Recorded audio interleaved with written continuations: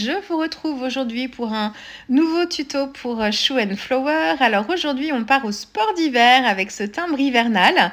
On va travailler ici avec les aquarelles et puis un petit peu de poudre Magical, ça faisait longtemps que je ne les avais pas utilisées. Pardon. J'arrive, je ne sais pas ce que je fais, je me prépare sûrement, je suis pas loin. Je voulais vous montrer dans cette vidéo comment on pouvait me voilà, coucou. Comment on pouvait en fait en fonction du matériel que vous avez essayer de reproduire certains effets de produits. Par exemple, tout ce qui est aquarelle en fait irisé ou pailleté, vous pouvez réussir à faire des réalisations dans le même esprit, même si vous n'avez que des aquarelles classiques et que vous n'avez pas d'aquarelle irisée. Donc là, c'est pour vous montrer qu'il faut essayer de sortir un petit peu du cadre et d'essayer de voir dans ce que j'ai comme matériel, qu'est-ce qui peut m'apporter de la paillette et comment je peux réussir à avoir un effet qui s'en rapproche. Alors, ce sera jamais pareil on est d'accord, ce sera jamais pareil. Par exemple, là, je vais utiliser l'aquarelle bleu clair perlescent. Cette aquarelle-là, c'est un bleu avec un pigment bien particulier, travaillé d'une façon bien particulière, avec de la nacre bien particulière. Donc, vous aurez un effet que vous n'aurez pas exactement pareil, en fait, avec la méthode que je vais vous donner. Mais pour autant, vous pouvez avoir quelque chose qui s'en rapproche, travailler dans le même esprit. Donc, c'est pour essayer de voir comment vous pouvez faire des effets similaires en fait avec des produits différents, parce qu'en fait on a plein de façons de créer en fait le côté nacré et pailleté, plein de façons de l'obtenir, et du coup voilà, c'est pour vous ouvrir un petit peu sur plein de possibilités. Alors ici je travaille sur un format timbre. Là c'est un die timbre carré. Alors, vous allez me demander la marque, c'est Creali je crois, qui fait ça. Donc c'est des sets où vous avez plein de tailles de timbres différentes, et là en fait c'était le format carré qui m'intéressait. Donc là je suis pas sur le plus grand il est en haut à droite. Et en fait ici je travaille sur une base en fait d'eau pour préparer mon papier. Je travaille avec mes aquarelles, donc j'ai le bleu clair perlescent et j'ai aussi le céruléum gris, qui est une couleur qui granule bien et justement qui est intéressante pour le fond. Et ensuite donc je fais des petites touches comme ça pour me créer des effets d'ombre et de lumière. Et tant que c'était humide, j'ai utilisé une poudre Magical. Alors c'est une poudre qui s'appelle Milky Way, je crois. C'est une poudre de pigment blanc avec de la nacre à l'intérieur. Donc ça m'apporte un petit effet scintillant en fait, et qui va se fixer avec mon aquarelle puisque je suis sur une base humide. Mais alors ça c'est une des versions, mais vous avez aussi un set de Magical qui s'appelle Glitzy et qui n'est composé que de petits pots avec de la poudre de mica en fait de couleurs différentes. Et vous avez aussi dans ce set un petit pot qui est argenté, puis un autre qui est un petit peu plus nacré et qui peut aussi donner cet effet comme ça, cet effet un petit peu nacre. Vous pouvez utiliser aussi le médium, le fluide iridescent de Winsor & Newton, qui est un fluide composé que de nacre et très dilué. Vous pouvez l'ajouter à votre aquarelle, par exemple si vous avez un petit bleu en fait très dilué, plutôt clair. Vous allez ajouter un petit peu de fluide en fait iridescent de Winsor & Newton dedans, et vous allez obtenir une aquarelle qui sera comme ça un petit peu irisée, un petit peu nacrée. Alors on ne sera pas sur le même bleu clair perlescent d'Isaro, mais vous aurez l'esprit en fait et ce côté un petit peu scintillant aussi. Donc voilà, plein de solutions.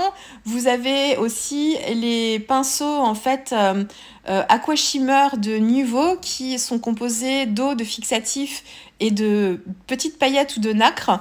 Donc vous en avez des dorés, des cuivrés, et il y en a des nacrés aussi. Donc ça aussi, vous pouvez mettre quelques gouttes de cet Aqua Shimmer en fait dans votre mélange d'aquarelle ou faire une couche par-dessus, et vous allez avoir ce côté un petit peu scintillant. Voilà, donc il y a plein de façons de faire scintiller ces réalisations, même quand on ne dispose pas exactement de la couleur d'aquarelle que j'utilise moi ici par exemple. Donc ça, c'est pour le fond. Ensuite, j'ai laissé l'aquarelle travailler un peu toute seule parce que, en fait, je voulais vraiment que la granulation du céruléum gris puisse s'opérer. Alors, j'aime pas trop quand ça granule, enfin, j'aime pas quand ça granule de trop, mais sur certains effets pour les fonds, j'aime bien. Donc pour ça, en fait, pour que la granulation, elle se fasse au mieux, il faut laisser l'aquarelle travailler toute seule. Il faut mettre suffisamment de pigments pour que la granulation puisse s'opérer, et il faut travailler avec suffisamment d'eau aussi. Si vous mettez votre aquarelle sur un fond qui est en train de sécher, la fusion va pas se faire et la granulation pourra pas se faire non plus. Donc il faut suffisamment d'eau pour que les pigments aient le temps en fait de bouger un petit peu et que la granulation puisse s'opérer. Alors ça, c'est des conseils que donne Amy de la marque d'aquarelle Octarine, qui a des aquarelles qui granulent. C'est un peu sa marque de fabrique. Et en fait, c'est ce qu'elle explique dans tout son descriptif pour ces aquarelles qui granulent. En fait, plein d'effets pour nous expliquer si ça granule pas, peut-être qu'il vous manque ça, ça et ça comme étape.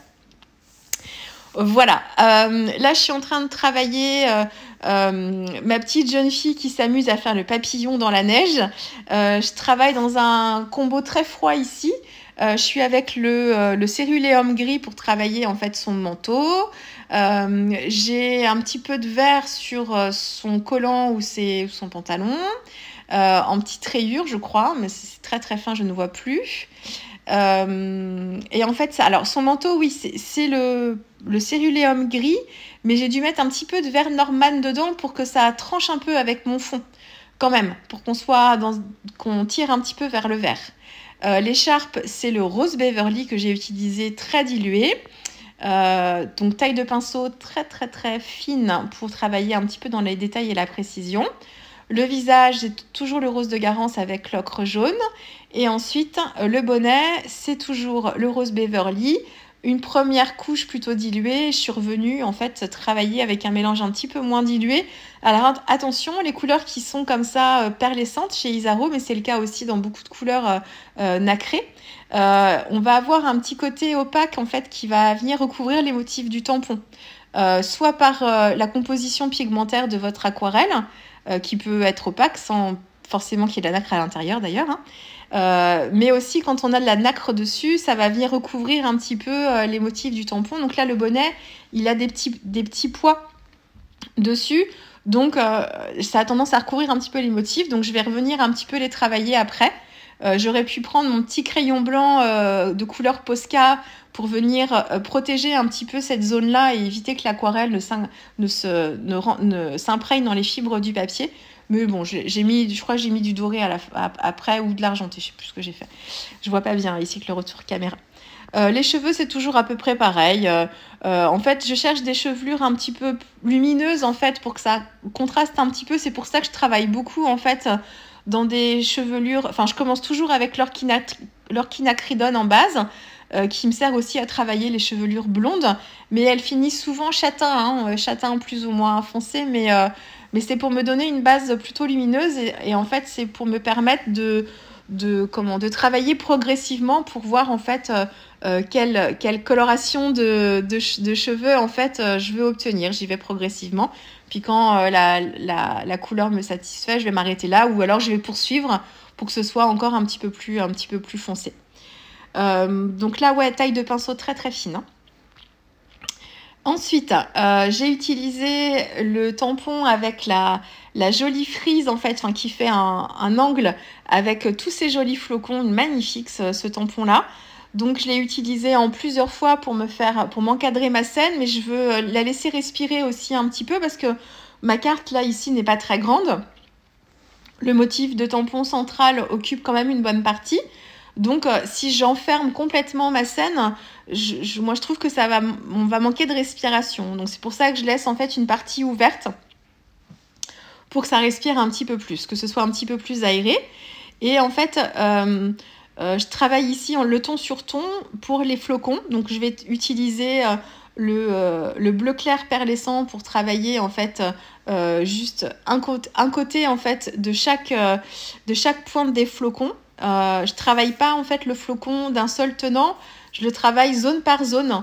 Donc je vais faire par exemple sur chaque pointe de flocon, tous les côtés droits avec mon bleu perlescent. Le côté gauche, il sera fait par exemple avec le céruléum gris. Et puis je travaille comme ça ici pour me donner des effets de contraste et que ce soit un petit peu plus graphique aussi. Enfin, ça change en fait de technique. Et puis pour les flocons, donc c'est ça pour les flocons un peu anguleux là, enfin avec des pointes vraiment. Et puis pour les flocons qui sont un petit peu plus, les pointes un petit peu plus rondes, je travaille les extérieurs en fait.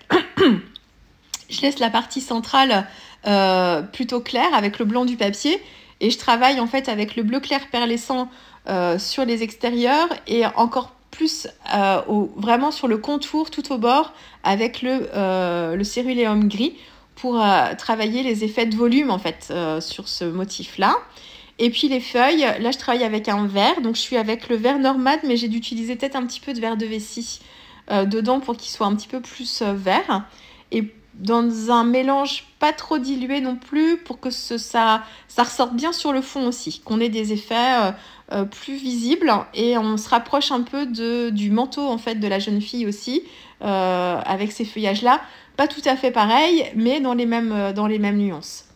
Là j'ai pris mon crayon Posca blanc, donc c'est le crayon de couleur hein. Je le termine, là il va falloir que j'utilise, j'ai un petit outil qui me permet de fixer en fait quand on a des petits bouts de crayon qui nous restent et qui nous permettent de récupérer en fait plus d'accroche en fait de prise.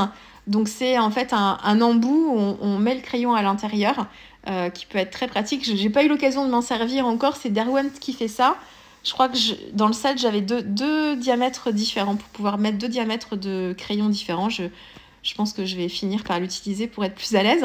Donc là, en fait, le blanc, je le mets pour travailler en fait encore les petites touches de lumière sur le flocon.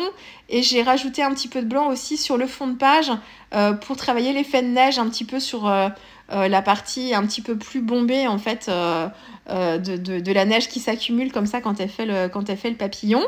Donc j'avais travaillé la petite jeune fille sur un papier à part que j'ai détouré, recollé par-dessus sur de la mousse 3D. Ici pour qu'on ait un effet vraiment de volume. Et puis je voulais mater, je suis encore partie là, j'ai pas fait de coupe, je l'ai fait vraiment à l'arrache ce montage, j'ai l'impression.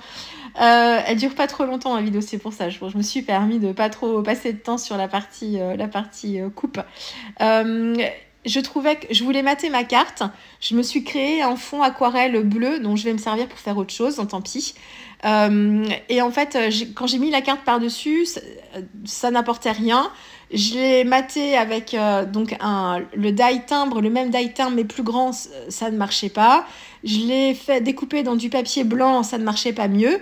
Et en fait, j'ai fini par opter pour mater ma carte avec du calque.